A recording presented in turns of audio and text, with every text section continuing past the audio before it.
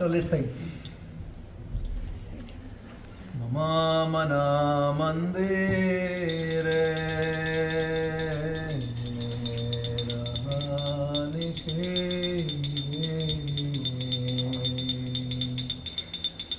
Mama mana mandire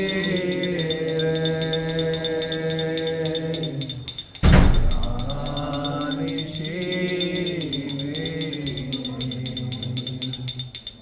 Mama mana mandire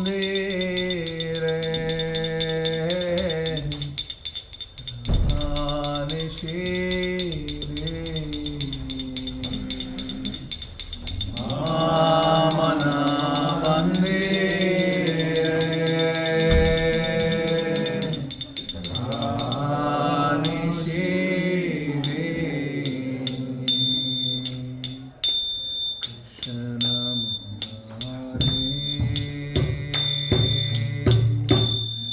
Krishna Murari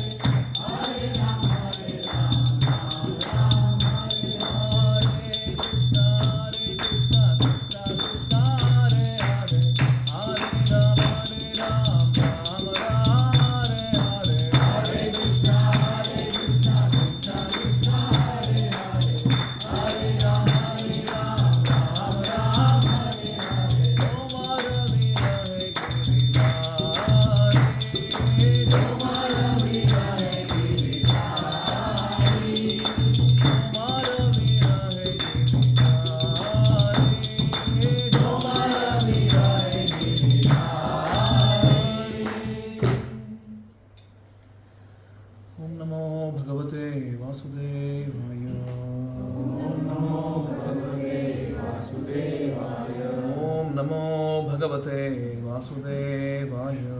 Om Namo Bhagavate Vasudevaya. Om Namo Bhagavate Vasudevaya. Om Namo Bhagavate Vasudevaya. Narayanam Namaskritya Narayanam Namaskritya Naram Chaiva Narottamam Naram Chaiva Narottamam Devim Saraswatim Vyasam Devim Saraswatim Vyasam Tato Jayamudiraye Tato Jayamudiraye. Nashtaprayeshu Abhadreshu Nashtaprayeshu Abhadreshu Nityam Bhagavata Sevaya Nityam Bhagavata Sevaya. Bhagavati Uttamashloke Tamashloke Bhaktir Bhavati Naishtiki Bhakti Nishiki. Krishnaya Vasudevaya Krishnaya Vasudevaya. Devaki Nandanaya Cha Devaki Nandanaya Cha. Gopa Kumaraya Gopakumaraya. Govindaya Namo Namaha Govindaya Namo Namaha. Jnanatimirandasya Jnananjana Shalakaya Chakshurunmilitam Yena Tasmai Shri Gurave Namaha Shri Chaitanya Manobhishtam Sthapitam Yena Bhutale Swayam Rupa Kada Mahyam Dadati Swapadantikam Vandeham Shri Guru Shri Yuta Padakamalam Shri Gurun Vaishnavamscha Shri Rupam Sagrajatam Sahagana Raghunathanvitam Tam Sajivam Sa Advaitam Savadhutam Parijana Sahitam Krishna Chaitanya Devam Shri Radha Krishna Padan Sahagana Dalita Shri Vishakhanvitam Sacha Namo Om Vishnu Padaya Krishna Prayesthaya Bhutale Srimate Bhakti Vedanta Swaminite Namine Namaste Saraswate Deve Gauravani Pracharine Nirvishesha Shunyavadi Paschatya Deshatarine Namo Mahavadanyaya Krishna Prema Vradayate Krishnaya Krishna Chaitanya Namne Gauratviche Namaha He Krishna Karuna Sindhu Dinabandhu Jagatpate Gopesha Gopika Kanta Radha Kanta Namosute Jayatam Surato Pangor Momanda Matergati Matsarvasva Padam Bojau Radha Madanamohano Divyad Vrindaranya Kalpatrupadaha Srimad Ratnagra Simhasanasthav Srimad Radha Srila Govinda Devo Preshthalibihi Sevyamano Smarami Shriman Rasa Rasarambhi Vamshi Vata Tadastitaha Karshan Venu Sunayil Gopil Gopinatha Shri Istunaha Tapta Kanchana Gaurangi Radhe Vrindavaneshwari Vrishabhanu Sute Devi Pranamami Hari Priye Vancha Kalpa Tarobhyascha Kripa Sindhubhya Evacha Patitanam Pavanebhyo Vaishnavebhyo Namo Namaha Jaya Shri Krishna Chaitanya Prabhu Nityananda Shri Advaita Gadadhara Shri Vasali Gaura Bhaktavrinda Hare Krishna Krishna Krishna Hare Hare Hare Rama Rama Rama Hare Hare. Hare Krishna. Come ahead. Close by, please.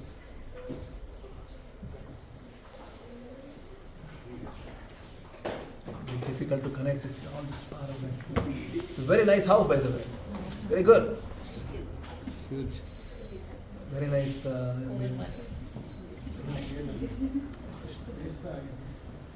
Good. How is life? Busy. Good. Busy? Who's so busy for you? Abhishek, you? Yeah. Okay. Busy as usual.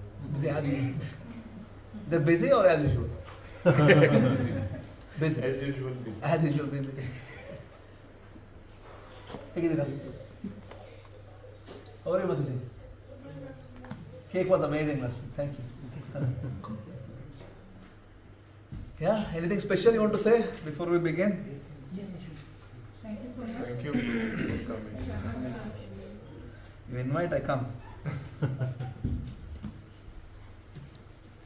We invited you last month actually.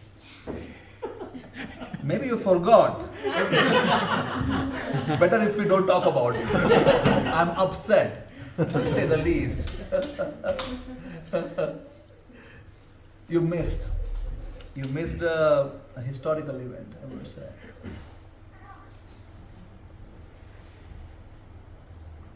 We had created Vrindavan, you could feel it.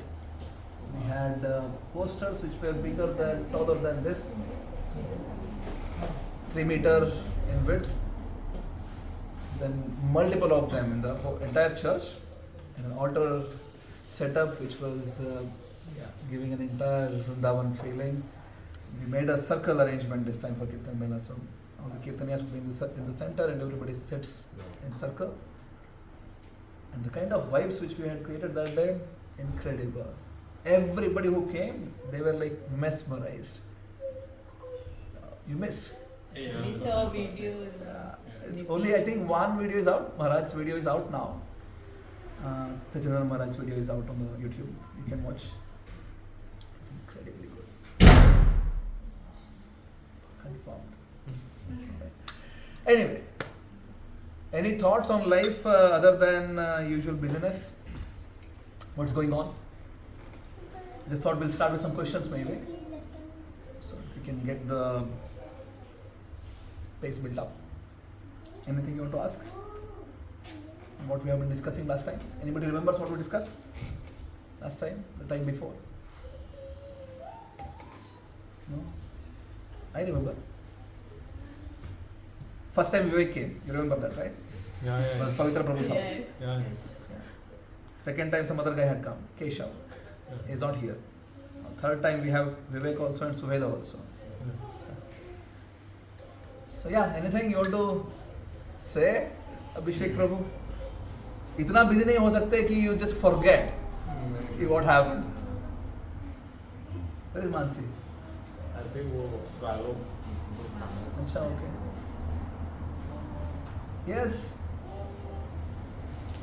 All evaporated. Yeah, the first time we discussed something about humility, but I don't remember. I gave a task. Yeah, you did give it. I shouldn't have brought it up. To work on some Sanskrit. Srimad Bhagavatam, the humility, the meaning of. Not from Bhagavatam. Bhagavad Gita. Bhagavad Gita. 13th chapter. 13th chapter. 18th verse. 8, something. I guess. Verse number 8. Definition of humble. Humility, yes. Humility. But क्या है अभिषेक? थोड़ा सा क्या बढ़ गया है बोलो? But this we discussed last time. I know. I just want to recap. Yeah. So you didn't tell, so I'm telling, right? What is humility? It is something that if I'm doing some work, I'm Yeah. not doing it for the sake of getting some pleasure for myself out of it, but for the इसको अगर benefit. आप exam में लिखते हो, हाँ. आपको अगर ये 2 मार्क का क्वेश्चन था, आपको 0.5 मिलता, है ना? You diluted also, paraphrased it in a way that it just sort of Yeah, fits everywhere. याद नहीं है. Anxious not to be. Don't be anxious to derive satisfaction being honored by others. Being honored by others. And this is during action. Whatever you are doing, doesn't matter. When you are doing it, you should not be anxious. We are usually, we think of something, right?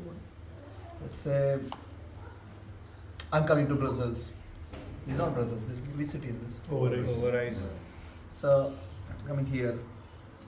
There is something, some anticipation. But that should not be the anticipation wherein I come here, I speak in such an amazing way that at the end, Abhishek and Bhupendra, everybody will come and tell me that, oh wow, such an amazing class. And I'm thinking about it while coming.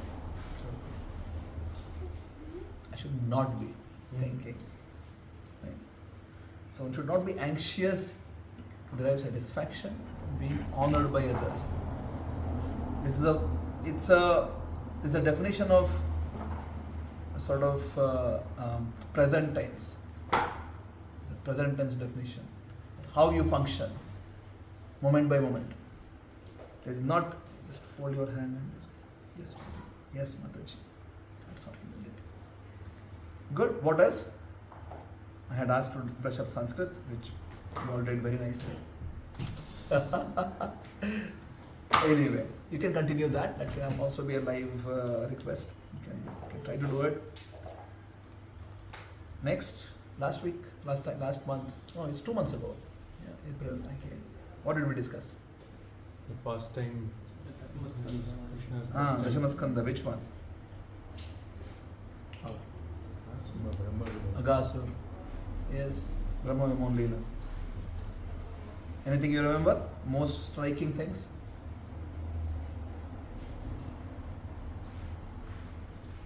From the pastime? Krishna No, and from what we Balrama discussed. herding the cows and Yeah. he enters into the python and he kills. Yes. Then? It was the same rice bowl. No bowl. See? Curd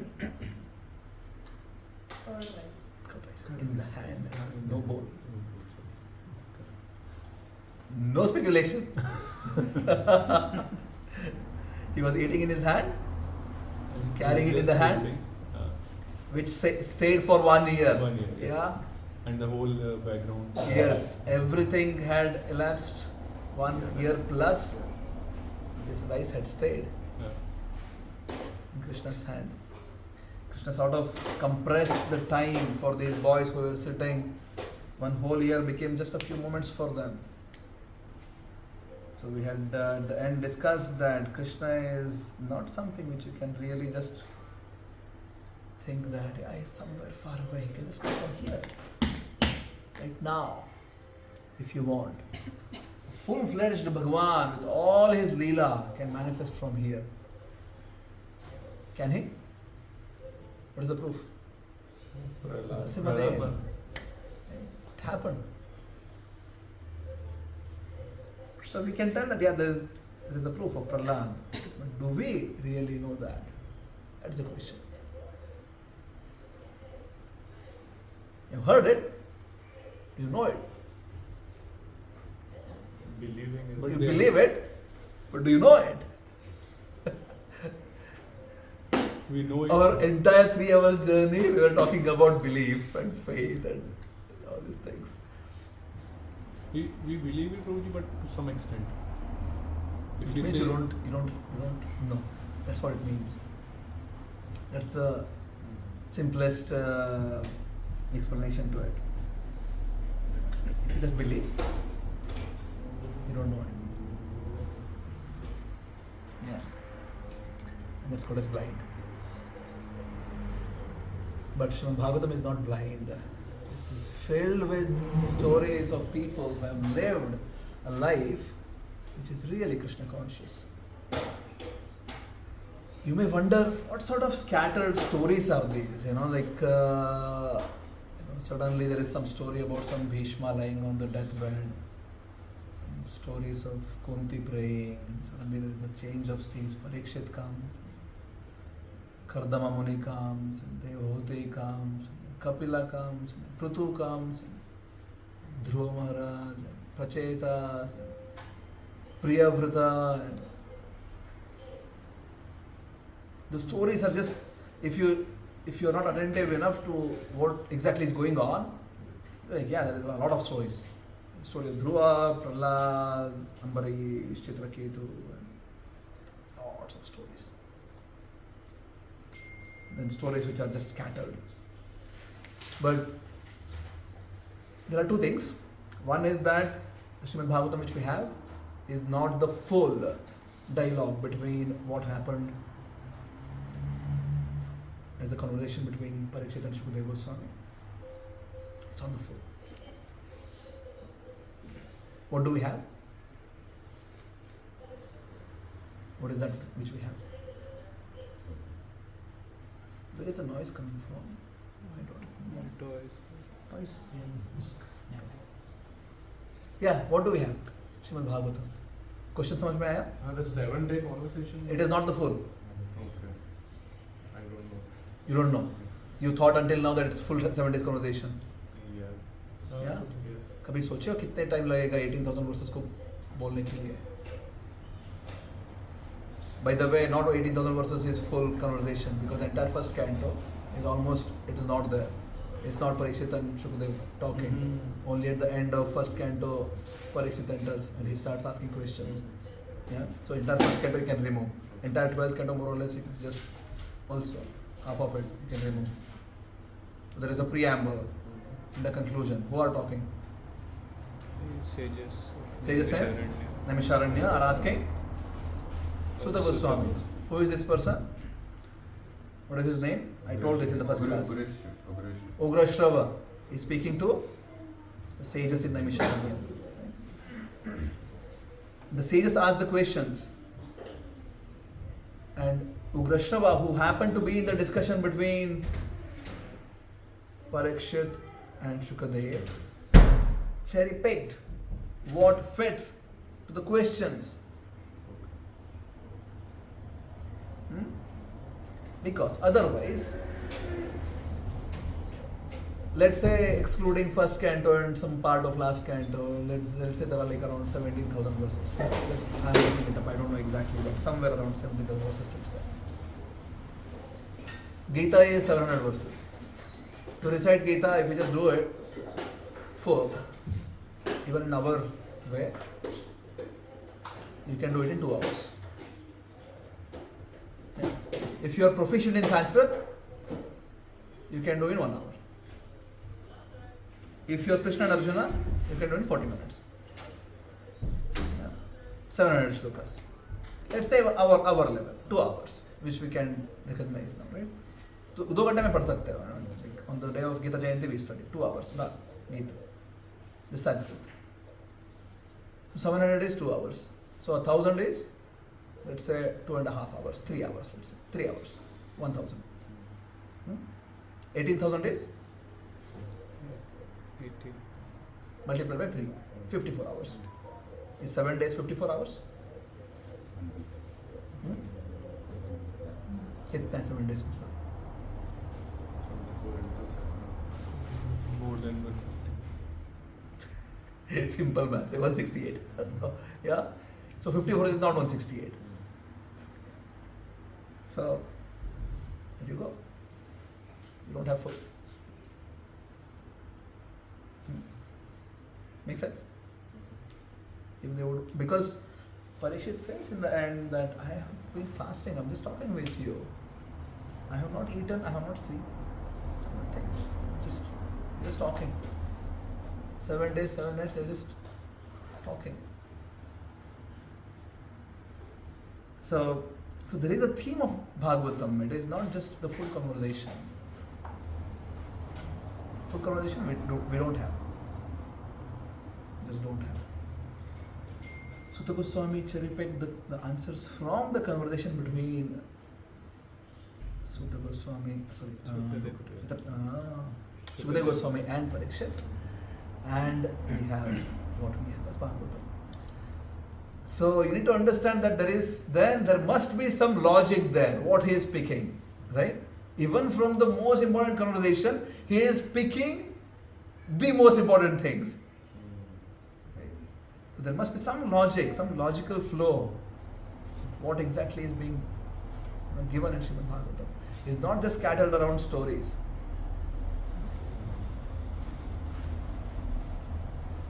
So one such story is in Srimad Bhagavatam 5th canto. It's actually a continuation of 4th canto. What happens is that on a top level we can say that Srimad Bhagavatam, what we have is sort of describing the present day of Brahma until now and some of the most important things which have happened in the present day of Brahma, which is called as yes, which kalpa? श्वेतवराह कल्प. क्यों अभिषेक? श्वेतवराह कल्प. हाँ. I go with the name. Yeah. Say Yeah, go with the name only. Yes. White boar. Yes. Probably some avatar came like that. हाँ, वराह अवतार ही है ना. But white थे वो. हाँ. I'm not sure. Okay. इसलिए नाम. That was the first avatar which came. So Varaha avatar was the one which killed Hiranyakashipu. Hey Bhagavan. It was not a trick question. Hiranyaksha. Right? So that was the first avatar which came. So the name of the Kalpa is Shvetavaraha Kalpa. And this is the day of Brahma. In that day of Brahma, there are 14 Manvantaras, just like any other day of Brahma. In that 14 Manvantaras, right now we are in 7th Manvantara. That's Vaivasvata Manvantara. The first Manvantara was Swayambhuva. That was the name of the guy, son of Brahma. The historical account is that Brahma created Chatush Kumaras, Narad Muni, and all these people were like, sorry, I can't get married. They were not ready to serve the purpose of Brahma. Brahma had to create. They were not helping. So eventually, Swayambhuva comes. And he agreed, yes, I'll carry on your order. So as the creation went on, he got sons. Right? He had 2 sons who were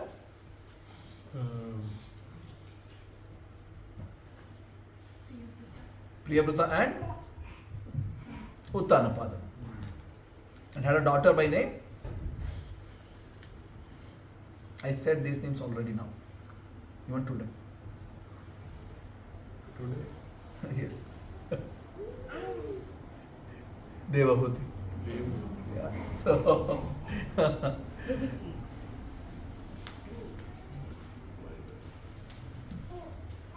close ही कर दो अभी.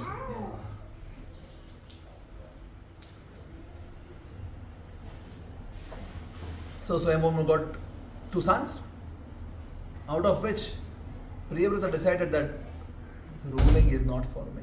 I better go and do tapasya. He went to mountains, found Narada Muni as his guru, and started doing tapasya. Uttanapada became king. Not a normal king. He was son of the Manu. Manu is ruling the entire creation. He is the king of the creation. Who is the king now? Uttanapada. Uttanapada has 2 wives. Suniti and the story of Dhruva, you know. He's son of only 2 choices now. Either Suniti or Suruchi. Which one you want to go? Suniti. Combine karo dono ko.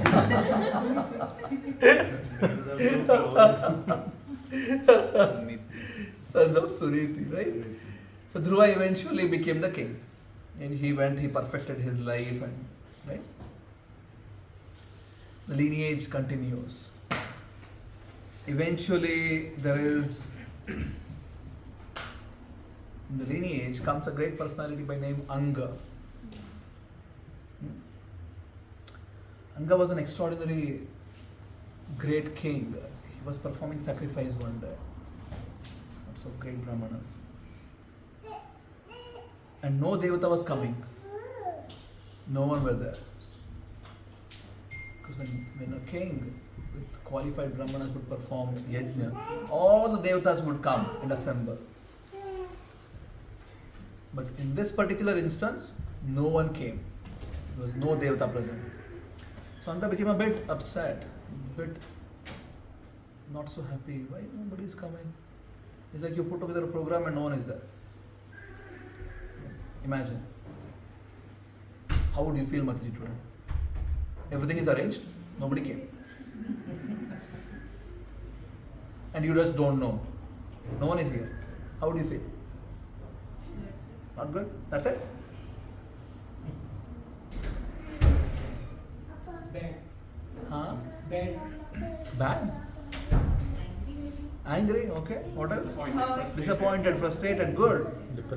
Depressed, good. Yes. Let's talk real practical things. Yes. You'll feel many things. So, now we are not talking about just people. We're talking about devatas. Really great personalities there, but nobody is coming. So he asked the Brahmanas, is there something wrong? Brahmanas said, well, we are not doing anything wrong. All the steps are being taken care meticulously. You are also a great personality. You have not done any mistake as such in your life. It's a great statement. Can you imagine somebody coming and telling you that in your whole life you have not done any mistake? Anybody here like that? Whole life no mistakes. But then they tell, looking at your charts, horoscope, looks like in last life you had done some mistakes, because of which you don't have a son. Let us perform a sacrifice for Vishnu. Let us get you a son.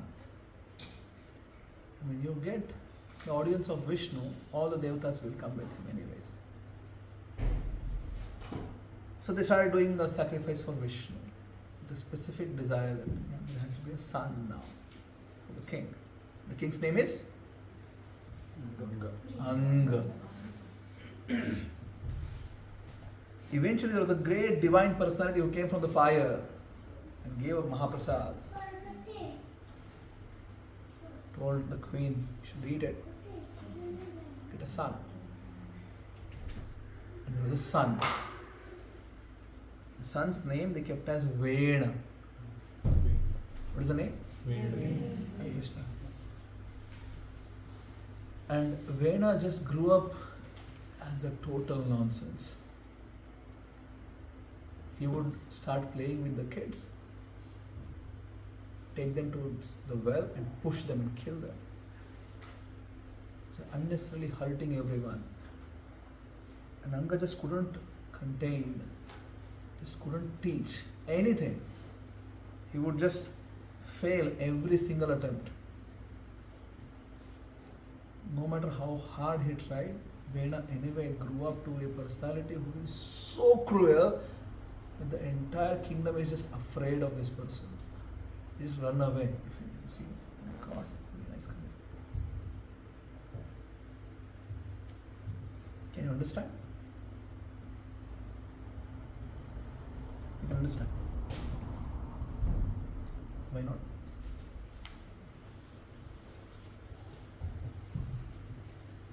Can you understand Anga's situation? Yes, he asked for the son. You can be a little bit empathetic. You can't really understand. First, you need to perform a sacrifice to please Vishnu and get a son as a blessings from Vishnu. And that guy is like this. He will go total lost case perhaps. Your whole understanding of life will be upside down. हो क्या रहा है life में? You got the blessings from Vishnu. This product. This is what you got. The blessings of Vishnu. You will start perhaps having no questions anymore in life. I just want to get away. I don't want to live this life anymore. That's exactly what Anga did. He just went away one day. So frustrated. Without telling anyone, he just walked away. Nobody knew where he went. And after Anga just vanished, just not present anymore. There was a bit of discussion amongst the ministers, like what should we do? And everybody unanimously agreed. We'll just run it as a system, but no king. Because this guy Vena, we don't want to have him as a king. We'll just have a system. Just Republic. No king. Huh? Republic. Yeah, just among ministers, like bureaucracy is working, but there is no administrative head.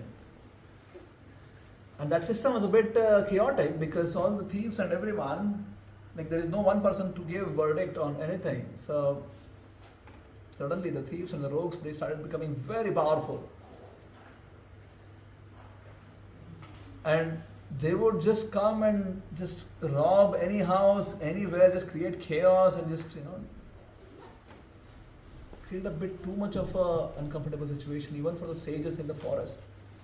And the sages thought that it's better if you at least have someone as the king. So maybe Vena will improve. So they come to the queen and tell, we propose that let's make Vena as the king. Queen was really happy. So they make Vena as the king. As soon as Vena became the king, all the robbery just stopped. Absolute stop. Because everybody was like, my God, this guy is a king now. If I'm caught, that's it. The normal people are killed. So if I've done a mistake and I'm caught now, there's no hope. So everybody just stopped. No killings anymore. No robbery anymore. No dacoits anymore. Everything is peaceful except one problem. Vena said to all the Brahmanas, the only mantra you should chant is my name. I am the king. All the devatas reside in me. My body is a shelter for all devatas. If I am not there, no devata is there. Including Vishnu. I am the supreme. You need to do something, worship me. That's it. Or you don't need to do anything. That's also fine. Which option would you choose? You can either chant Vena's name or just don't have any sort of religious practice in your life. No sadhana, no nothing. You need to chant something, you need to chant Vena's name. If there's no choice, then maybe I'll chant Vena's name. Okay, you go with Vena's name? Yeah, Okay. without... No, I mean there is choice. Yeah. You can just also choose not to do anything. Then I'll not, I mean, I cannot stay without any practice. So you will prefer Vena's name maybe then? I'll trick myself, I'll see the super soul in him and then... Oh my God, wow.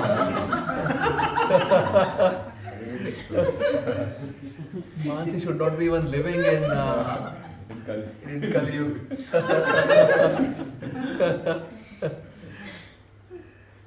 But that's not how people thought. You're also telling this because you have not seen Vena. Yeah. If you would have seen, yeah. And that's what happens usually. We are not really connecting with what's going on. Just superficially we think, that's what I would do. Imagine this guy is the worst of the mankind. Just worst. Only thing which is there in his life is cruelty. Uncontrolled cruelty. You would think second time, Mansi, before chanting his name. So, everybody just stopped. No religious practice in the entire kingdom. The sages thought, well, at least the robbery has stopped. But it's not good. People need to practice spirituality. So they go to Vena and they tell, you are an amazing person. You have stopped all the robbery. Great. Just one small suggestion we have. Please let people perform dharma, because when they perform dharma, you also get the credit. I told first time when I came in, so I have three people who are really, really important in life. A king, a guru and a parent. These people are supposed to be authentic. They need to be following dharma. So they tell, you are a king. You need to make sure that your praja, they follow dharma. And when they do that, you also get the credit. And Vena was like, I agree with you. You are speaking truth. I urge that you go and tell this to everyone. Just a small adjustment. All the sacrifices should be towards me. Because I am the Supreme Personality of Godhead. The supreme deities of the creation, including Vishnu and Shiva and Brahma, they take shelter of me. Because I am there, they are there. Yeah. Brahmanas heard this. They were like, this creature should not exist. So they produced Hum-kara, not Om-kara, it's the Hum-kara. It produced a sound which was so destructive and pointed that it just killed Vena. Vena just fell dead. just by sound. Sound has ability, right? Like there is a specific fundamental frequency of this glass. If there is a noise, it will just break. Right? Sound can produce things. Sound can create things or destroy things. Can do everything. So the Brahmanas just killed the guy with just their sound and went away. And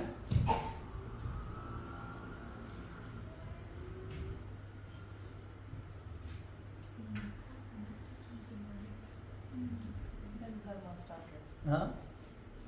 Dharma practices Started. started. Really?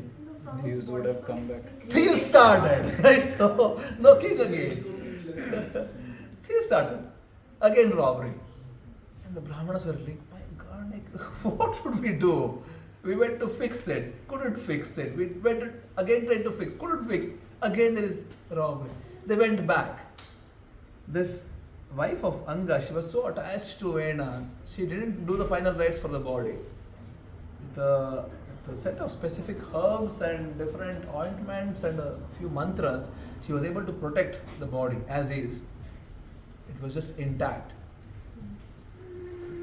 And the Brahmanas took the body, they started churning. So from the thighs came a dwarf looking, black looking entity. So the Brahmanas said to this guy, Nishada, just sit down. The guy just sat down. And then from the arms, they started churning. The two jubilant, extraordinary personalities came out. The expansions of Vishnu and Lakshmi, called as Pruthu and Archi. And Pruthu became the king. He is the expansion of Krishna, he is avatar of Krishna. He became the king. And he established Dharma again in the entire creation. I'll fast forward because I'm yet to come to the main theme of today. We are talking in the line of Swayambhuva Manu, just to recap. Two sons, Priyavrata and Uttanapada. Then Dhruva. Lineage continues, Anga, Vena and Pruthu. Yeah. Lineage continues eventually. There is a personality called as Prachina Barheshit. This king was an extraordinarily attached king. He is just immersed in sense gratification. Prachina Barheshit.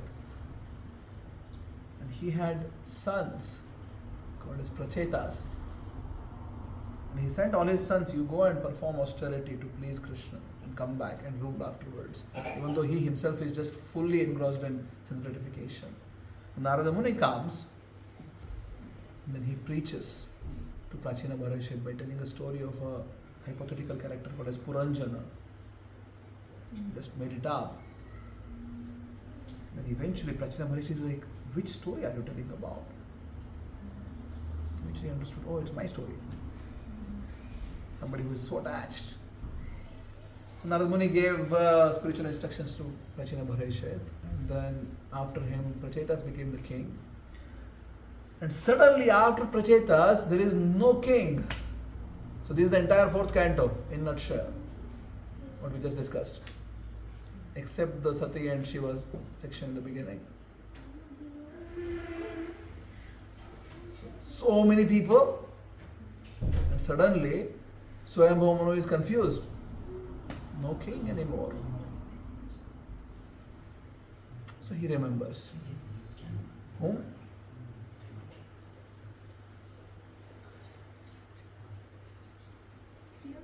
Yeah. Who is still alive? Still alive. So many generations have passed on the other side. But this guy is just happily doing his meditation with Narada Muni. He's fully engrossed in his own sadhana. Priyavrata.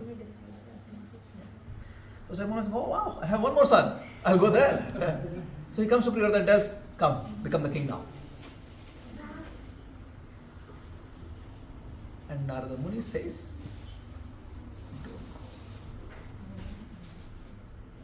so let's put ourselves in this situation. You have your guru sitting next to you, asking you to do one thing. And you have your father asking you to do the opposite of it. What would you do? And we are just entering the topic of today. Just entering, okay? So, yes. What would you do? Narada Muni is telling Priyavrata, don't get married, be with me. Swayambhuva Manu is telling, my son, come back, I need a king, start ruling the world. Not just Earth, yeah, entire creation. Yes, Pavitra. Depends on the No depends. Very simple question. Guru. You follow the Guru. You follow Guru? Yeah. Ditch the father. Who cares? Not who cares, but Guru is your Guru is yours. father. See, you are telling this because Yeah. our father is not Swayambhuva Manu. Yeah, exactly. That's what Yeah. my- So Depend on now the put Guru. yourself in Priyavrata's shoes, not as Pavitra. I'm telling, put yourself in the character, because the only way Srimad Bhagavatam does anything in your life is you need to really able to connect with it. And to connect with it, you need to really, okay, how would I react in this situation? So for the sake of it, just feel that you are in a situation wherein Swayambhuva Manu, yeah, and Narada Muni. Both are Mahajanas. You can't tell that Narada Muni is having the highest stature. No. Both are Mahajanas. Yeah. So now, what would you do? You go to father. Why? Because I like my father. No, the greater good is because there has to be a ruler or a king to look after the population. Yeah, but Guru is telling, no, Sure. let him figure out something else. He will figure out something else. Yeah. Duty. Huh? Duty. Duty? Which duty? How do you define duty here? So I think the most dharmaful duty that you can do there Yeah, is but to how? go back and rule. And But how do you define that? How do you define that this is the most dharma duty? Because Guru's word is also important. See, you tell me from father's perspective, I'll argue against. You tell me from Guru's perspective, I'll argue But against. there's no other option. There is two options. You need to choose one of them. No, Which one? Only Priyavrata is the remaining rightful. Yeah, that's what one. There's Swayambhuva Manu nobody thought. else. Swayambhuva Manu. another In son. Swayambhuva, no. In Swayambhuva Manu's analysis, Priyavrata should become the king. So what would you do? One more. Add third. Yeah. Clone Priyavrata. Clone Priyavrata. Wow. Phone a friend. Yeah. Priyavrata was really confused, not knowing what to do. And in comes Brahma. Because two of his sons, right? Swayambhuva Manu and Narada are seemingly in a tug of war, and somebody else is a pawn in between and is being stretched, and Brahma understands when to go and intervene. See, there are multiple ways of administration in the universe. Brahma's level is the level wherein Brahma comes when there is some serious situation is going on. Vishnu comes when even Brahma cannot handle it. Indra gets affected with almost many things. So in our life also we need to understand which level we need to operate. Do we need to operate in the Vishnu source of administration? Operate in the Brahma sort of administration or Indra sort of administration? Indra sort of administration, you are getting affected by everything. Somebody didn't call you for a program. My God, how can they do this? I just went there yesterday. They had nothing to tell about this. Indra, you get affected. Brahma is like, I'll come when there is some real situation. So Brahma is here.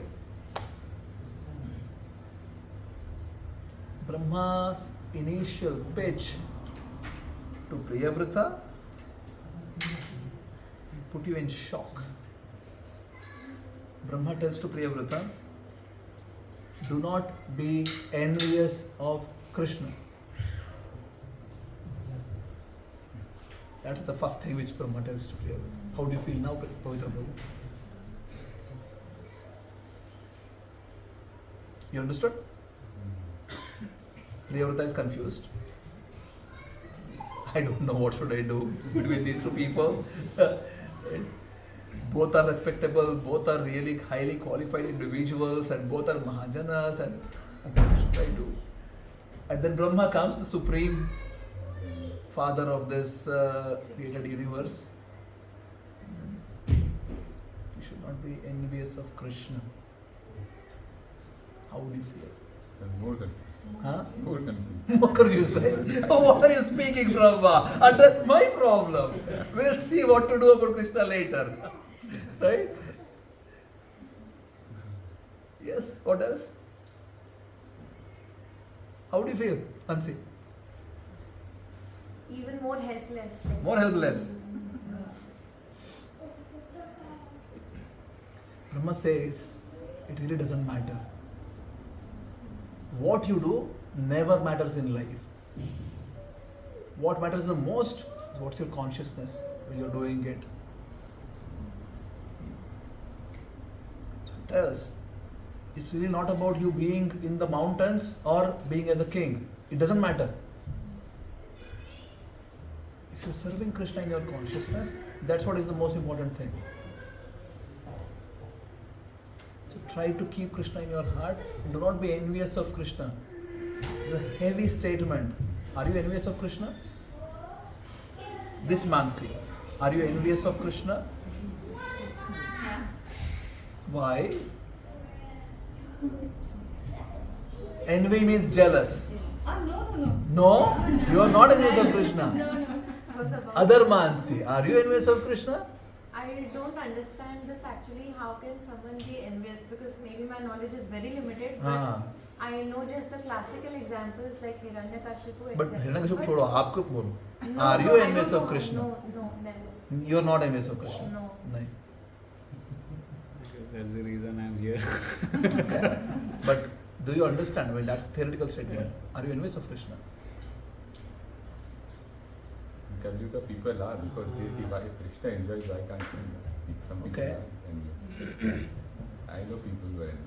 Okay. But आप हो या नहीं? मैं नहीं हो? ये बैठे हैं Okay. Though Krishna, when you are not at his level, how can you be envious of him? Okay. Sure. Yes, Mataji, are you envious of Krishna? Jealous of Krishna? No, you are not. No, that's the answer which everyone want. I'll prove in 3 minutes that you are. All of you, all of us, including me. Let's understand the definition of it. What is envy? Envy is a feeling in which you can define actually. What is envy? It's a feeling in which you want to possess something which the other person has. That's the feeling. Okay? That's the meaning of envy. That's how Webster's define it. It's the feeling in which you want to have something the other person has. Understood? Envy means you want to possess something, somebody else has it.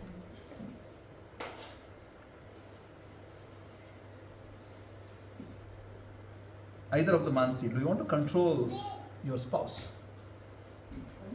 Of course. It's like, sure. Not You either also? Mansis, all the Let's just expand it. Everybody here, who all want to control your spouses? I'm telling spouses, okay? So just means husband or wife. So, yeah. Yes, Bhupendra Prabhu? I wouldn't mind. So, yes. Yeah, there is some feeling I want to control. Yeah?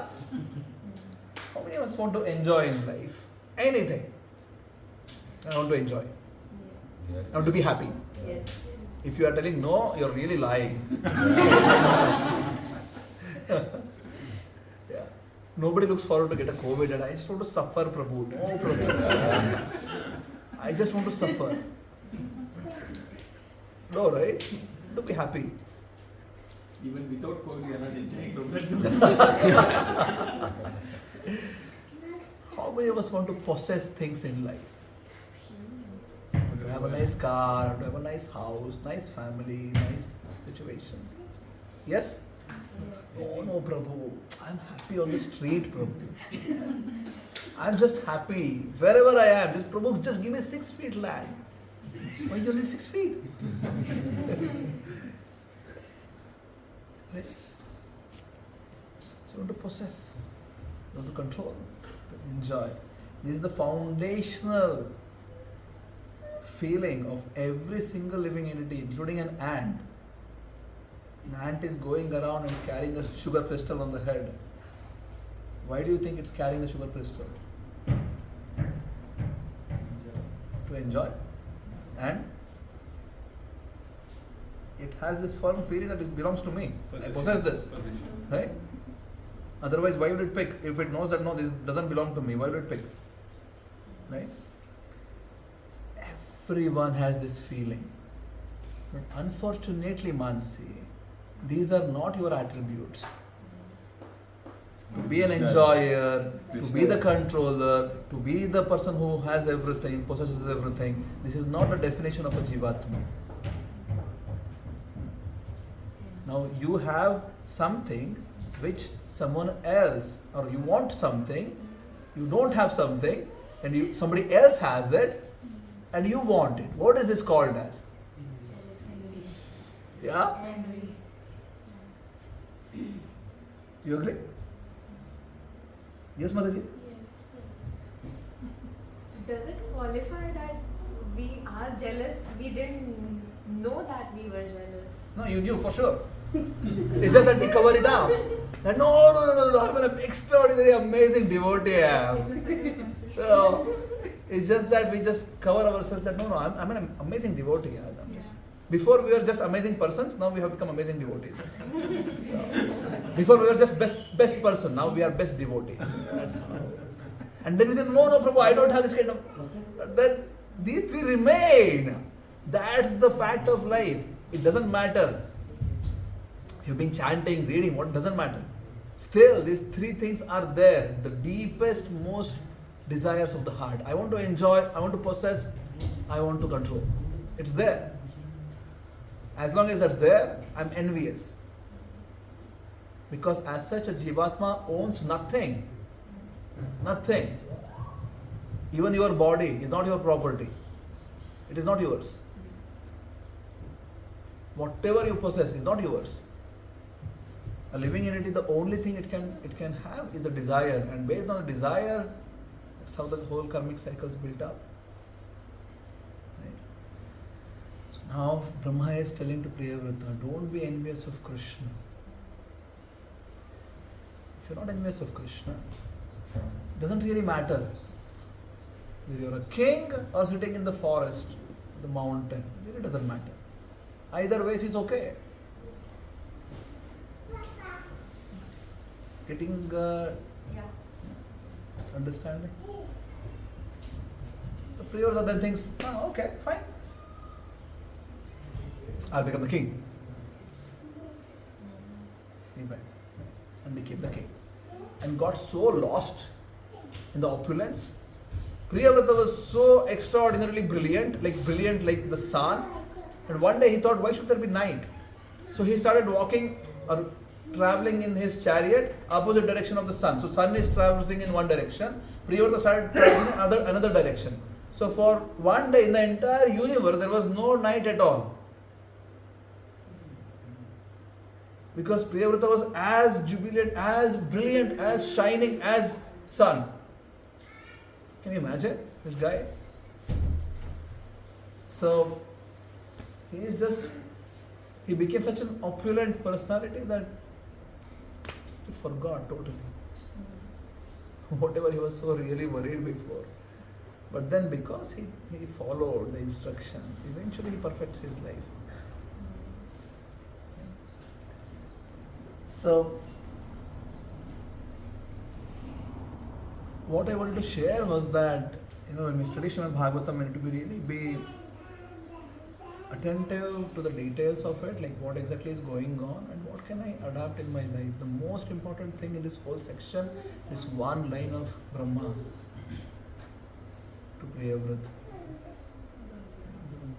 Do not be envious of Krishna. If you are serving Krishna in your consciousness, it really doesn't matter what exactly are you doing. The actions are not the ones which really matter. Of course, I can't be killing somebody or making some bad things and then tell that this is all for Krishna. But in general, activities, right, whichever karma we do, that's not really it could be sweeping the floor and that could be a service to Krishna. It could be cooking and that could be a service to Krishna. Taking care of children and it could be service of Krishna. Because what matters really is the consciousness, not the activity. Somebody may be having an opportunity wherein every day they are going to temple, every day they are doing Mangalarati, every day they are chanting with the devotees, every day there is kirtans, dancing, you are sitting in the temple, and maybe some people have that kind of opportunity. Maybe somebody else get to go to temple maybe once in a month or maybe once in a year. Right? It doesn't matter. It really doesn't matter. Because bhakti is not something which is external. Bhakti is internal to the heart. It's not a skill.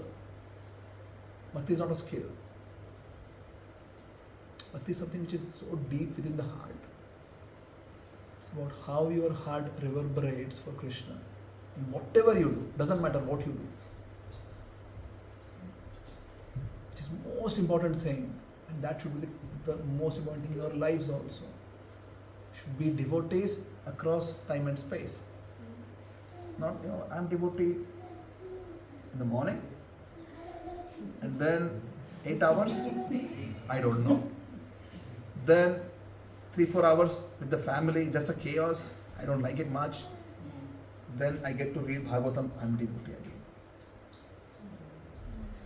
So many of our devotees live like this.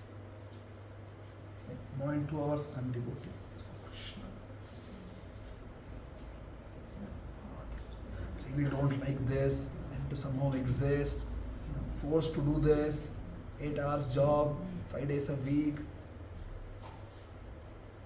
Family, it's a burden. Bhagavatam, I'm a devotee now again. See, that's not the definition of bhakti. Bhakti has to be across time and space. You are who you are. You can't be just slicing yourself across time and space, and then this is who should I take now? I already took a few people's names. I forgot your name, I'm sorry. Divya Mataji is, this is a slice of Divya Mataji who is a devotee, a slice of Divya Mataji who is in the family as a mother, the wife, something else. You'll only trouble yourself with this. And inherently, this system will not make you peaceful. And if you are not peaceful, ashantasya kutha sukham, there is no question of happiness. Gita says, Krishna tells in 2nd chapter, ashantasya kutha sukham. What sort of happiness do you speak when mind is not peaceful?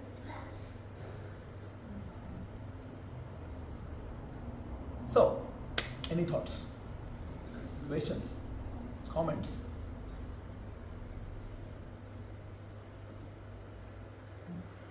Just realize that actually this slicing is happening, at least in my case, and I keep on cribbing about things that this is not perfect, and then I wait.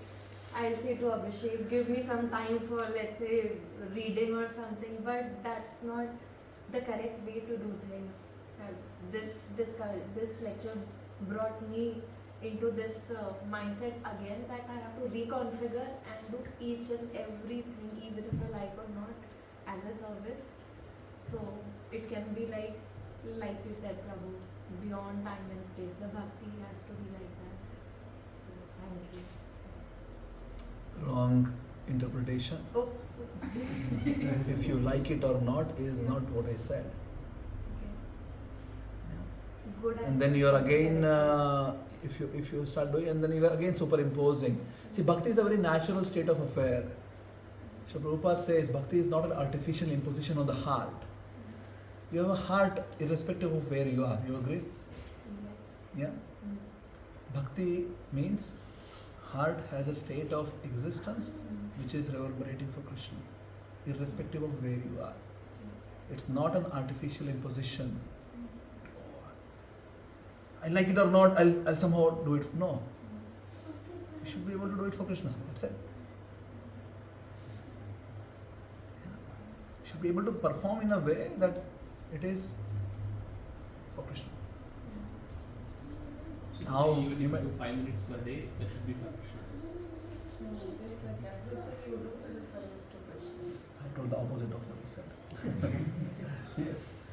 24 hours, try to be Krishna conscious.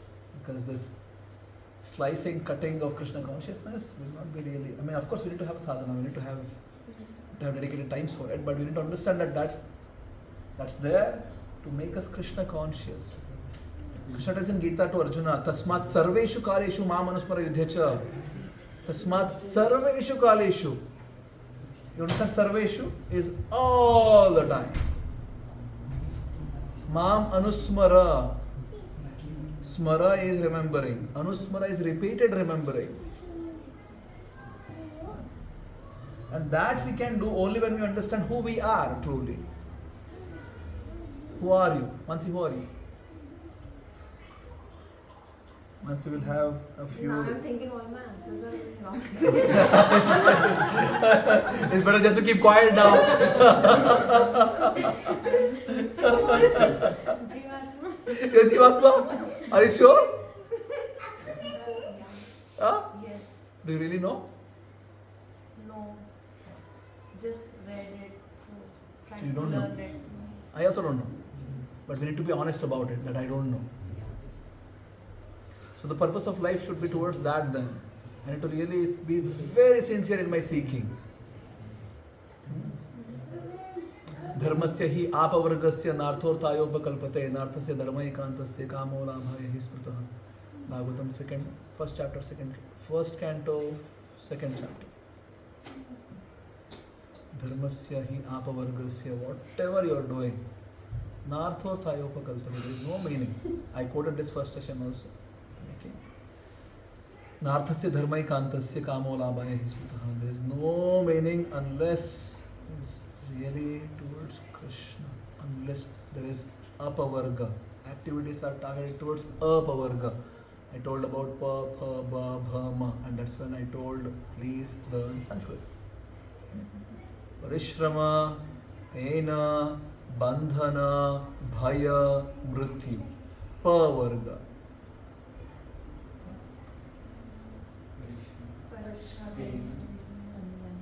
Bandhana, Bhaya, Mrityu. That's material life. Life should be targeted towards beyond that, apavarga. So human life should be a sincere seeking life. Please don't come to a conclusion that I already know. We know nothing really. If you think that you know, you block the flow of knowledge. If you block, you will not improve. You can't be just operating on a blind faith platform that yes, I read it. When will you realize it's a task for life? Right now you have an opportunity to realize it. And if you're anyway trying to realize, let's just try to give our full attention. Why not give just full attention? Makes sense, right? And for that you need to really have a sincere calling within. I really want to know. If it is not there, it's just, everything is just a force. Right? Good. Any other questions?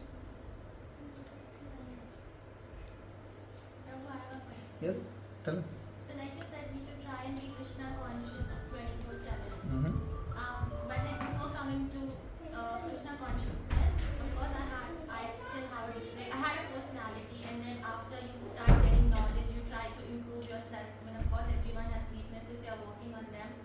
But then I've noticed, especially, I mean, maybe not amongst devotees, but when I go to office and then mostly you're dealing with materialistic people, some shades of that personality will come into action again. And then I'm a very self-critical person. I analyze what I spoke about, how I reacted to their comments or whatever. And then I, start feeling guilty that, oh, I shouldn't have said that, a devotee doesn't say like that. Or maybe I shouldn't have reacted to a certain comment. So, I don't know, I easily feel guilty about how I behave and respond to situations. So, and constantly there's always my brain is working, I should have done this as a devotee, but in the office it's not appropriate, oh then I did that. So sometimes it's not in alignment. So if you have What does something this to say. What does this say, Mataji? Whatever you just said, Yeah, in the nutshell, what does this say? I'm not peaceful. No, She's constantly thinking about no. Hmm? Two separate lives, office life, devotee It life. means that I have not become a devotee yet. That's what it is. So let's start trying to be a devotee. As I said, if my understanding is already the devotion service definition itself is so narrow, yeah, and I begin with that, expanding it is really difficult afterwards. Because you're super good with everybody else here. Right, Mansi? That's what you were telling last time when The question, yeah. I'm so good with all the devotees, but with my family and other people, which basically means that that's what is outside is your true nature. Here you're just faking. That's what is the meaning of it. I'm sorry for using harsh words. Nothing personal against anybody, but this is what it is. You just try to somehow or other fake. Right? But in essence, Bhakti should transform the heart. And it is not just an imitation or an imposition. It should really transform the heart. You should become a personality where if someone else comes across, doesn't matter whoever it is, they get inspired to become devotee themselves by our presence there. That's the goal. At least the goal has to be visible. It's out of reach right now, no problem. It's visible. I know. It's not out of sight that I don't even know. You get my point? So I need to know at least what is the definition of a devotee, a bhakta. We are not, by the way. We think ourselves to be, but we are not. Somebody who is a bhakta is somebody who is just their presence would make everyone else feel Krishna conscious. So that's is there in the vision. I am not able to reach there right now, that's okay, but that's the definition of it. Right? So I walk towards it then.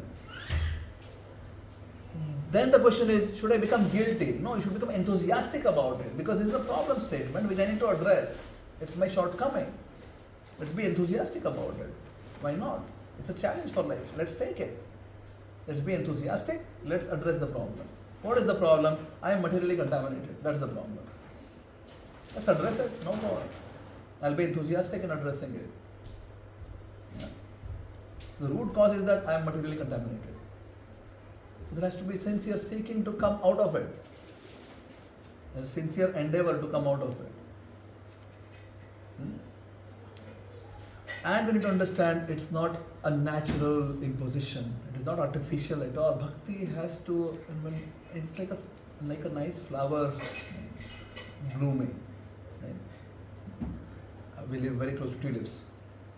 If you take a tulips which is like very young, and you just want to just open it up, it won't be beautiful. Right? If you just let it and then become a nice flower by itself, that's beautiful. You agree? if I intervene, I'll only spoil it. So if I, from external forces, I want to make it nice, it doesn't work out like that. So bhakti also, I need to then, what I'm trying to say is that you need to just let the practice take some time. Yeah. Be enthusiastic. Don't become guilty. Guilty is not uplifting. To be enthusiastic, yeah, I made a mistake, it's okay, fine, no problem, I'll become better. Yeah. Like a child, when the child is walking, you have a child, right? Two, right? Yeah, so when, you know it then. So when the child is walking first time, is trying to walk or crawl, it makes mistake, it falters, it falls. Yes? It's trying to walk, and then because it's not able to balance itself, it just falls up, just falters. But the child gets up and tries again. It's not like, oh mama, I fell down, I will not try ever again. First time I fell down. Second time I fell down. 20th time, hundreds of times the child is just every time is but then is very enthusiastic. No, I'll put effort again. Right? Srimad Bhagavatam tells, just like a child is on the walking and then falls, but then is falling on the floor, but takes the help of the same floor to get up. It's an amazing analogy, extraordinary. Walking, falling on the floor, but you take exact same floor's help to stand up again.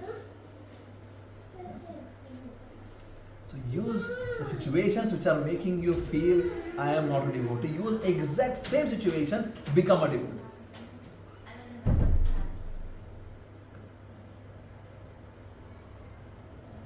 last. Hare Krishna. Yes, next.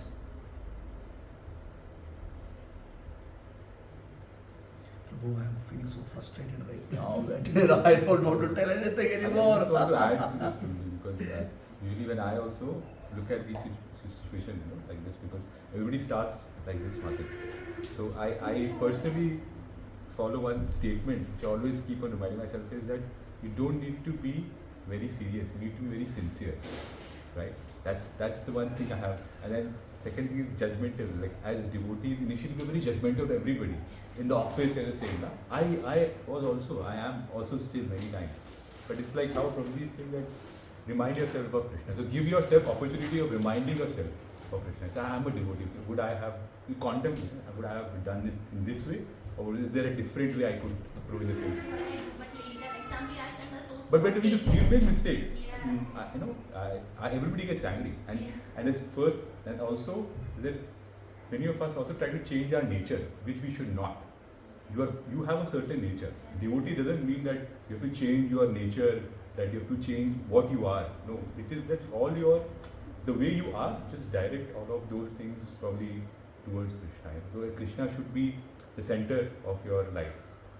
So there are many things like, which is they say learning Sanskrit. So I have always endeavored, but I never get involved in Sanskrit. I like to hear more and all, but yeah, that's always a practice that I want to do. I want to get into that, but still somehow I'm trying my best. I'm doing my best for it, but yeah, probably it's not enough. But I'm trying at least, because that is with the sacrifice of. Or not sacrifice, that's with keeping Krishna in the center. I always want to do it for Krishna. It's not for myself or I'll become like a Vidwan.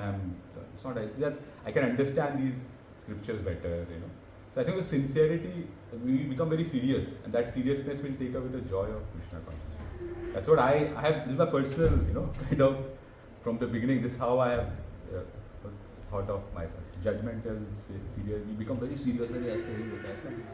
You don't need to change yourself. Prabhu, please correct me. Perfect. Thank you. It's what I have realized actually a little bit. Hare Krishna. Thank you so much. Yes, Mansi. Any questions? No questions? What's your name? Makaran. Makaran. Any questions from you? I had the same questions about my life, which I do in being in office, and how do I try to remember Krishna in my way when I'm working. I think these guys help me. Just as a baseline for life, we need to do 4 things. chant Hare Krishna mantra every day, study Gita and Bhagavatam, come to association, have a sattvic life. These 4 are the baseline for life. The 5th one I'll add is seva. Do something. It's an active thing. Can you repeat? Chant Hare Krishna mantra every day. You know Hare Krishna mantra? Every day. Yes. At least 108 times. Yeah? Just take 6 minutes. Okay? Second, study Gita and Bhagavatam.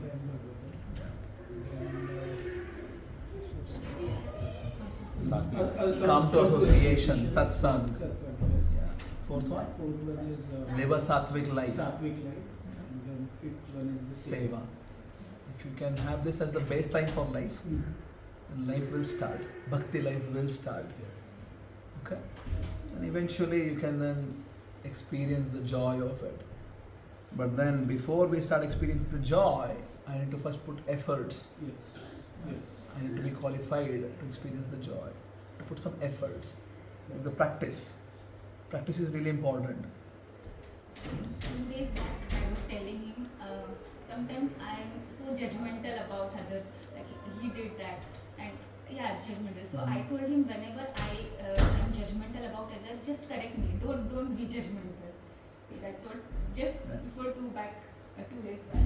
Just so that you can also tell him that don't be judgmental of me now. Don't judge me. You're judging me.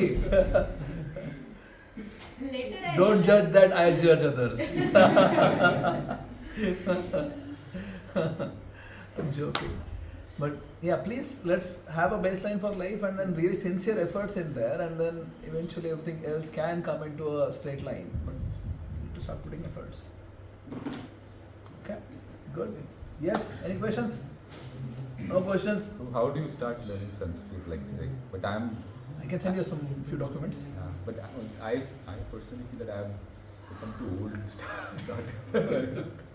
I felt the same for Dutch. I feel that many a times okay, I start. Yeah.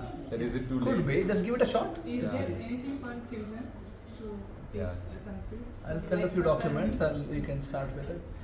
Some PDFs. At least. Let's see. I'm not telling that it needs to click with everyone, and of course, language is a language. At the end of the day. I try. I always also still try. But yes, I think so. And my efforts are not. Sure. If you're having a heart for it, you can put some efforts and then maybe time is the difference. Perhaps. Okay.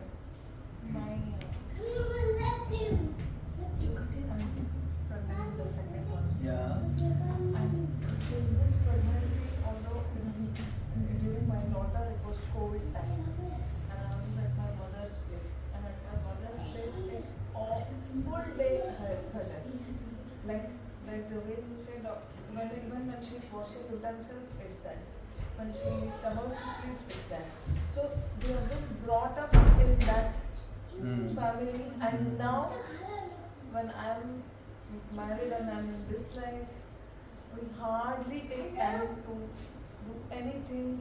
But it's there always, like how she said, it's like guilty that oh no, I'm not even taking time even during this phase of life to do any kind of sattvic. Don't be guilty. Study Bhagavatam every day. Irrespective of what goes on or doesn't go on. Every single day. Study just sit down, study Bhagavatam. Yeah. For the baby. It's really highly effective. You should study Bhagavatam. Loud. Yeah. Then child will hear through your ears. And then just let the Hare Krishna mantra, especially from advanced personalities like Prabhupada, Sachinandana Swami, or something like really advanced personalities, their kirtans, let it keep going on. There are also many modern young devotees who also sing very nicely, but I suggest that keep advanced devotees kirtans on. So, because they have experienced it, it's not just an art for them. So, Prabhupada especially. If you can keep these two things on in life, then this is fine. Okay. Try to eat prasad, only prasad. offered to Krishna. So what else is needed? Life is good. Okay? Yes, Abhishek bro. Yes. Yes, I will listen to your lecture on YouTube. Any questions?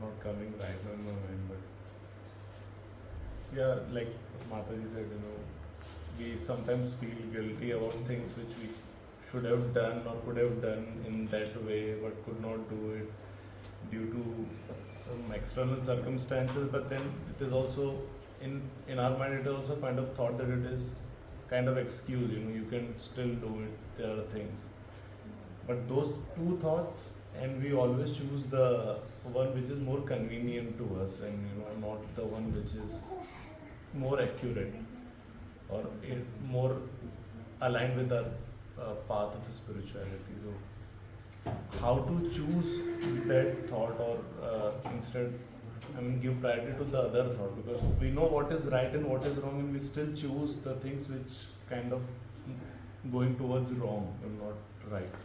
See, sincerity can have no alternatives. There is nothing else which is an alternative for sincerity. If I'm sincere, I'm sincere. If I'm not able to right now, let's be enthusiastic about being sincere. It just cannot, there is nothing else. Sincerity has to be there. Bhakti starts with sincerity. It's okay if I'm not that sincere, it's fine, no problem. Let's accept and be enthusiastic about getting better. But it can't be that there is another solution somewhere else, a shortcut for it. It's just unfortunately not existing. Yeah. I can be enthusiastic about improving it. Let's become better in sincerity. It's okay, fine. No, I'm not that sincere. It's okay. It's fine. Let's become better. You can also feel guilty and just, but to be really honest with you, guilt is a self-centric, egoistic feeling, because you put more trust in yourself in not able to do things rather than putting some efforts and getting over that threshold. It's a self-centric, egoistic feeling, guilt. Because you are at the center of guilt. Krishna is not the center of guilt. You are the center of guilt. Yeah? So, it's not an uplifting feeling. You need to be enthusiastic. Okay, fine, I failed, it's okay, fine. What's wrong? I was just giving the example of child falling on the floor. If child starts feeling guilty about it, it will never walk. Never. Now Raghav is trying to, and he's walking around, right? You might have seen like how he picked up from crawling to walking. It was not one day automatic. Yeah. Nobody does like that. Get up, falter. Right? Yep. Hare Krishna. Yes, Bhuvihara Prabhu. Last question. Which the consistency sometimes is missing. I know it's on our part also. Try to wake up at like 5:30, 4 days it happens. Also partly with the kids also, it's to make a balance sometimes. But yeah, it's not a question. It's actually just that the consistency is missing, and sometimes we do it for a week and then we fall down again. Sometimes we do it for a week and then next week we feel like we have done enough. Like let's have some fun in the with the web series and all. It happens. To be very frank, we feel like that we are doing it for a week or so or 2 weeks, and then now sometimes something will happen. Like you feel like okay, we have to do something else. Material fun. Yeah, material fun, you can say. Let's accept that that's what it is. It is what it is. Let's accept it. Whenever you are able to chant with your heart. Yeah. Bhakti is about giving our heart to Krishna. Definition of bhakti is unfortunately not austerity. Austerity can help, but it is not the definition. Definition is giving our heart. If you're not able to do it 5 o'clock in the morning, no problem. Do it 12 o'clock in the afternoon or 6 o'clock in the evening. Doesn't matter. Give your heart to Krishna. Guilt is not uplifting. Yeah. It is not an uplifting feeling. Guilt is a self-centered, egoistic feeling. Better to be humble and enthusiastic. Okay, no problem. I failed in the morning, no problem. I'll do better in the evening. Rather than thinking that, oh, I'm so fallen, I fell down. Why? We are fallen anyways.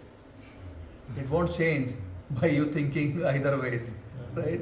So, better to think about what best can I do, right? It's okay, somebody cannot get up in the morning, it's fine. Whenever you sit and chant, chant nicely. Give your heart to Krishna. That's Bhakti. If you can in the morning, very good. But for whatever reason, you want to watch Netflix, watch Netflix. Something which is really uplifting. There are a lot of content. There are real life documentaries which are made really well. It will give you perspectives for lives. You should watch some documentaries on Somalia. You will understand the reality of life rather than watching something which is perhaps is just flashy. Right? Watch documentaries which are really real, or movies which are based on real life, something which you can learn from, in which your consciousness can expand. Enough content already. You can always choose.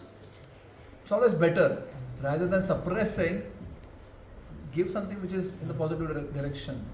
Same with children. If you just tell them, don't watch TV, they will feel really suppressed. They'll feel like they're more doing. Yeah, and better show them something which is uplifting in a controlled manner. Your mind is a child. Please understand it. So give something in a controlled manner. So it's peaceful. And chant nicely. Okay? Hare Krishna. So end there. Thank you so much. Thank you. I hope this was useful. Yes, Prabhu. I have one question. Yes. Like you mentioned that it's bhakti is not like doing it in slices, but Yeah. we can be like, we have to be like 24 hours Krishna conscious Yeah. in that sense. But like what I find usually is unless you do your sadhana or focused bhakti for some time at least, it's very difficult to be Krishna conscious throughout the day. So there has to be some time, but unfortunately on some days you don't get even that time. So in such situations, how to... You will get some time for sure.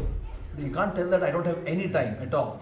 You will get at least some time in which you can be focused for Krishna. Only Krishna. If someone is telling that I just don't have any time like that, it's just a lie. Right? It could be as small as few minutes, but you will have it for sure. Yeah. If you're telling that no, I don't, I want that like 2 hours of that slice full. You may or may not get enough family life and a job and everything, right? But at least few, whatever time you can get, be fully absorbed that time, fully, 100%, beyond 100%. You're just doing that, only that, nothing else. Right? It could be as small or as big. That depends on your life. The fact is that Krishna is really not looking for quantity. Quality is more important. Of course, quantity is important, but if you just don't have it, you can't create extra time for you, unfortunately. Right? I don't have a formula, unfortunately, also. But I can tell you that you can get from tomorrow onwards, you have 26 hours. So in 24 hours only, we need to manage ourselves. See, I mean, of course, there are some things which you can do, like prioritizing and things, but unfortunately, life will not go on a straight line. It is always, it's not a straight line. It's just going. You need to figure out how we can be Krishna conscious in there. Again, sincere seeking and sincere trying to be Krishna conscious is what we can do. Just be sincere. Time will manifest. Time is a relative thing. It's not absolute. It's a relative concept. Space also is a relative concept. Time and space are relative. Expand and how they can contract. You need to The more we become Krishna conscious, time starts expanding for us. It will, for sure. You can try it. And you will be amazed that Krishna actually then starts interacting with you. You will be actually having interference from Krishna. You will see Krishna's hands in situations. Right now, we are what's called as Kanishta Adhikari. We can only perceive Krishna in deities. That's it. Kanishta. Eventually, we start appreciating Krishna and Krishna's devotees. It's Madhyama Adhikari. The Uttama Adhikari space, one understands that everything is Krishna's manifestation. All. So, if I can just have that vision, every single moment I have an opportunity to be Krishna conscious or not Krishna conscious. Right? Not as a framework imposition, just as a natural flow of heart. Every single moment is an opportunity to be Krishna conscious or not be Krishna conscious. Okay, I failed in 10 hours of this day today, no problem. 14 hours more is remaining. I'll try. Okay. Thank you. Hare Krishna. Srila Prabhupada ki jai. Srimad Bhagavatam ki jai. Thank you so much. Hare Krishna. Nilambar ki jai.